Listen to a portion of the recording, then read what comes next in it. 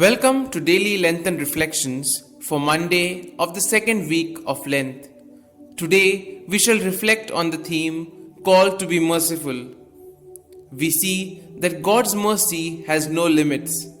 God is never tired of showing His steadfast love and mercy to those who seek Him.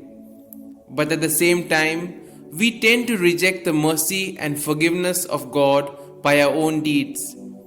In today's first reading, we have the example of Daniel, a man of great faith in God's mercy. He prayed for himself and also for others, but at the same time was shamefaced as people chosen by God were suffering in exile because they had closed themselves to the mercy of the Lord. The first reading also tells us how God is merciful. Even though man has not kept the commandments and have sinned, still the Lord is ever willing to receive us back. The Gospel tells us once again that God never tires of showing His mercy, but our anger, resentment, unwillingness to forgive can hold us back from the healing power and merciful love of God.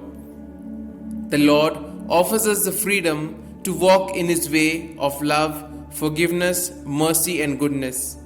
We are called to be merciful to one another just as the Heavenly Father is.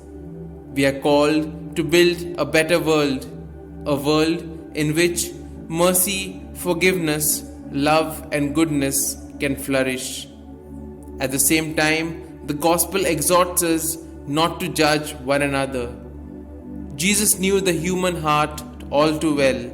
He knew that as humans we are quick to judge, and therefore Jesus emphasizes that the heart must be cleansed first to discern right judgment with grace and mercy.